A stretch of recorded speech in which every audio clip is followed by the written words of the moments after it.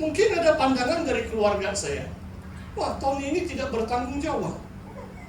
Banyak adik dia yang lain harus ditolong. Saudara, ini pindik cerita lah, ini sudah 30 lebih tahun yang lalu. Ketiga adik saya pun sangat diberkati, sebab Tuhan yang atur kan. Saya mengutamakan panggilan Tuhan, agenda kerajaannya. Ibu bapak saya, mendiang nenek saya terpelihara. Sebab adik-adik saya setia, supaya abang dia bebas lah kan, jadi pastor. Tidak tahu saudara paham atau tidak. Tapi pada awal itu macam susah. Waktu saya masuk di Melangkap, ibu saya waktu itu dia masih muda. Habis setiap kali dia cerita, dia katakan begitu, Tony, education Cyrus how? Dia bilang. Kadang-kadang English dia lain sedikit lah. Dia seorang cikgu, memang dia pandai English itu. Cuma pastor cerita, bagaimana pendidikan masa depan anak? Hampir setiap minggu. Sebab dia tahu waktu itu allowance itu 700 ringgit. Bagaimana 700 ringgit satu bulan boleh kasih sekolah anak sampai university? Pendek cerita, anak saya lulusan university juga. Sebab Tuhan yang urus. Saya melayani Tuhan sungguh-sungguh. Saya tidak merancang bagaimana, tidak pergi cari duit bagaimana. Kena waktunya Tuhan memberkati sehingga keluarga kita pun terpelihara. Ini diantara maksudnya kita sebagai pengelola kasih karunia Tuhan dalam hidup kita. Kita mesti taat akan panggilan Tuhan dan mengutamakan Tuhan melebihi segala sesuatu. Karena itulah perintah Tuhan Yesus. Saudara, yang seterusnya, ini bahagian yang kedua. Paulus katakan, kalau kamu, sebab dia kena kritik oleh jemaah di Korintus, dia bapa rohani pun kena kritik kan? Jangan kamu anggap kamu pengasas gereja, kamu tidak kena kritik. Beberapa ratus jemaah, mungkin Paulus yang injili mereka, mendidik mereka 18 bulan di kota Korintus. Saudara boleh baca Kisah Rasul bab 16, bagaimana Paulus membangun gereja Korintus. Tidak sampai 5-6 tahun dia sudah perlu menulis surat ini kepada mereka. Dia katakan, saya tidak peduli pun sama ada saya dihakimi oleh kamu jemaah di Korintus atau pengadilan manusia. Dan Paulus katakan, saya sendiri pun tidak menghakimi diri saya sendiri. Saya suka dengan kalimat ini. Tapi perhatikan saudara, dalam apa yang kita lakukan kepada Tuhan, saya rasa tidak boleh dielak lah. Orang kan menilai kita, orang kadang-kadang boleh mengkritik kita, tapi jangan kita takut. So Paulus katakan, I don't care. Kamu kritik saya, no problem. Orang lain buat pengadilan atau pihak-pihak yang lain mengadili saya, no problem. Saya sendiri pun tidak menghakimi diri saya sendiri. Dan Paulus katakan seterusnya, namun itu tidak bermakna Paulus itu dibenarkan. Sebab kadang-kadang hati ini pandai menipu diri sendiri, kan? Saya boleh katakan begini, oh hati nurani saya bersih, oh saya boleh benarkan diri. Tapi kadang-kadang mungkin ada kelemahan juga. Itulah dengar suara istri, nasihat istri dan suami. So mereka orang yang paling dekat dengan kita. Kadang-kadang kita tidak mau dengar nasihat orang yang paling menyayangi kita, sebab kita pikir kita benar bahkan. Saudara, kadang-kadang hati nurani kita pun boleh menipu kita. Paulus mengatakan, aku tidak menghakimi diriku sendiri. Yang menghakimi akhirnya adalah Tuhan. Jangan menghakimi sebelum waktunya. Apakah waktu penghakiman Tuhan? Waktu Tuhan datang. Sekarang Tuhan sudah datang kan? Belum kan? Jadi janganlah menghakimi dulu. Maksudnya saudara begini, saya takut kamu salah paham. Memang setiap kita diberi kebijaksanaan kan? Kalau ada penyesat, memang kita menilai, oh kalau ajaran sesat, memang kita tahu oh, dia tidak betul. Jadi kita janganlah bergaul dengan dia kan? Itu bukan kita menghakimi orang lain. Kita ada penilaian. Kita tahu bagaimana urus hidup kita supaya tidak disesatkan. Tetapi pada akhirnya Tuhan yang menjadi hakim atas kita. Itu memberi dorongan yang kuat bagi saya. Sebab kadang-kadang saya tahu orang menghakimi, orang mengomen macam-macam, tapi saya bilang, Tuhan engkau lebih tahu. Kalau saya salah, saya minta ampun Tuhan lah. Ini saya punya cara lah. Kan mesti kita rendah hati. Mana tahu kritikan itu berasas, kalau kita rendah hati. kita minta ampun Tuhan. Tapi pada akhirnya kita menyerahkan hidup kita kepada Tuhan. Sebab bukan pastor, bukan penetua atau ketua gereja mana-mana yang menghakimi saudara. Akhirnya kita berdiri di hadapan takhta pengadilan Kristus. Hanya Tuhan Yesus yang akan menghakimi kita waktu Tuhan datang. Jangan menghakimi sebelum waktunya. Haleluya. Saudara, mungkin saya tidak cerita ini Solon dan Crisis sebab ada dalam nota saya. Apakah kriteria kenapa Tuhan bila Tuhan menghakimi? Next slide ya. Sebab Tuhan saja yang tahu apa yang tersembunyi. Apakah niat pertimbangan hati manusia? Tuhan saja yang tahu our motives, the motives of our heart. Tuhan saja yang tahu pertimbangan, alasan kita. Kadang-kadang kita benarkan diri, alasan saya ngam itu, alasan orang lain ngam itu. Tapi Tuhan tahu. Dalam surat Filipi mengatakan ada orang memberitakan Injil karena iri hati terhadap Paulus kan. Melayani Tuhan pun ada niat yang berbeza. Ada orang mau buat gereja sebab dia berlumba-lumba. Gereja sebelah 3 unit. Nanti saya malu, jadi saya mesti ada 5 unit.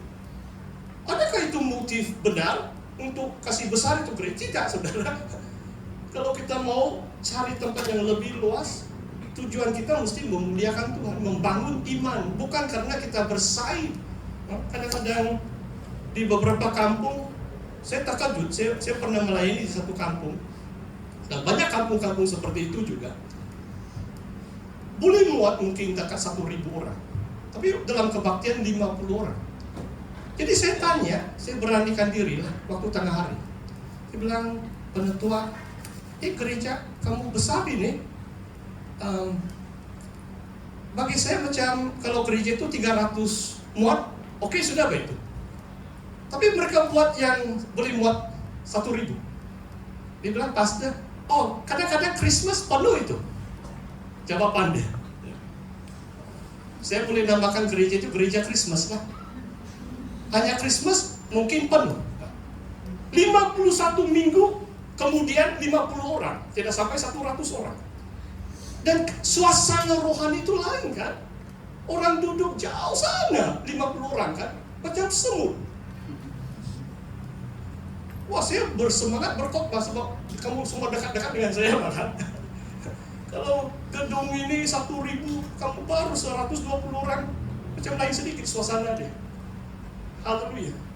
Hanya Tuhan yang tahu niat. Kadang-kadang kita bersaing, kita mau kelihatan hebat, gedung kita lebih besar, lebih ramai jemaah dan sebagainya. Dan hanya Tuhan yang menerangi apa yang tersembunyi dalam kegelapan. Hati kita, macam-macam kita boleh sembunyi. Manusia lain tidak tahu, tetapi Tuhan tahu. Itulah sebabnya Tuhan saja yang menghakimi. Saudara, firman Tuhan mendorong kita, bukan menyembunyikan dosa kita, saudara. Mendorong kita bertobat, mendorong kita rendahkan hati kita supaya terhubung dengan Bapa kita di dalam Yesus. Dosa itu memisahkan kita, meretakkan hubungan kita dengan Bapa. Saudara, kalau saya mengangkat tangan karena saya percaya anugerah Tuhan yang besar, saya rasa terhubung dengan Tuhan. Beberapa lagu pun saya macam mau menangis. Saya menahan saja titisan air mata hari ini, sebab saya tahu saya akan khotbah hari ini. Saudara, yang seterusnya bahagian ini masih dalam tema yang kedua. Jangan menghakimi sebelum waktunya.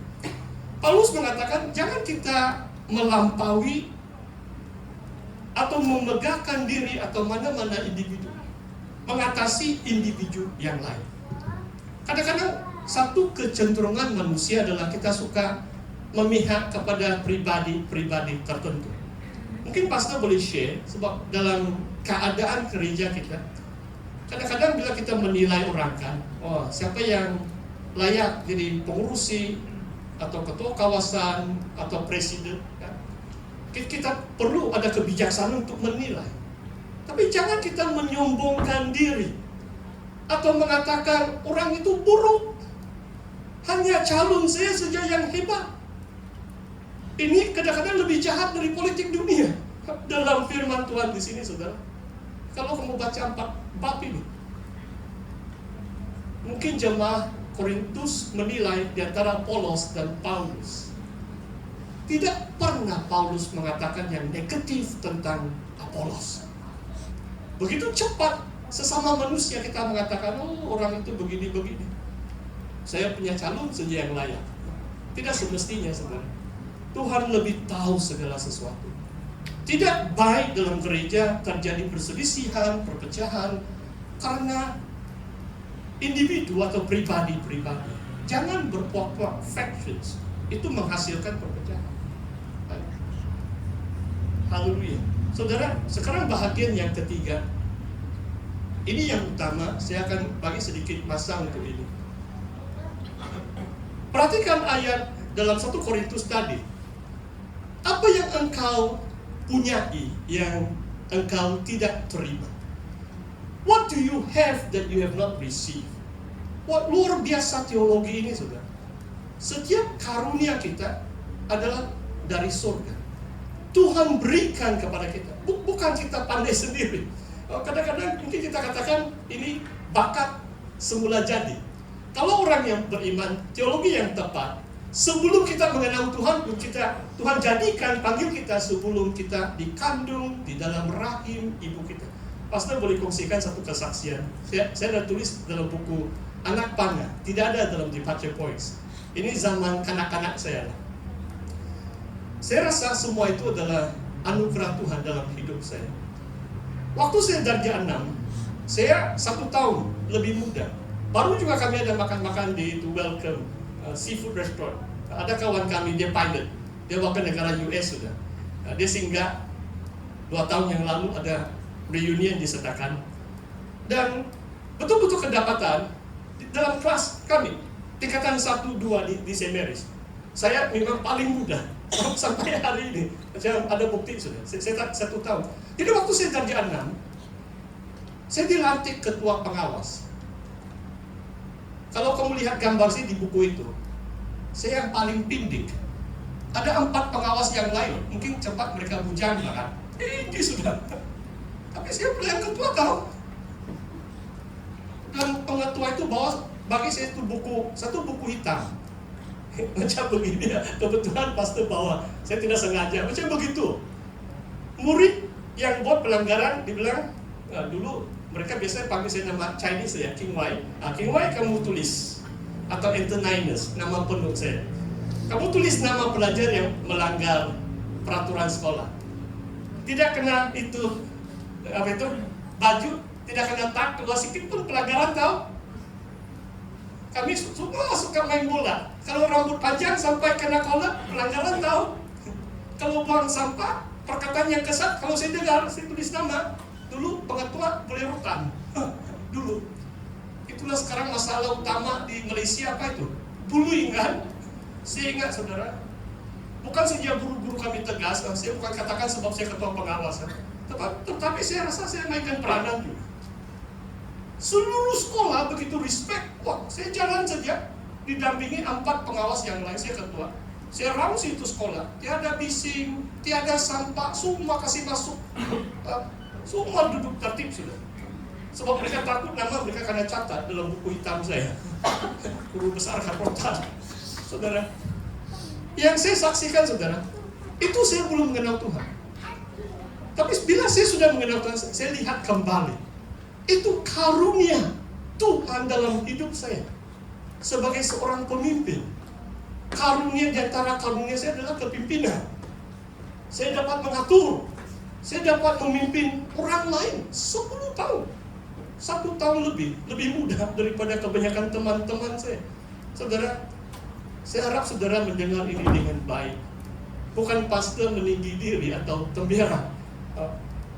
Kadang-kadang ada firman Tuhan mengatakan, kalau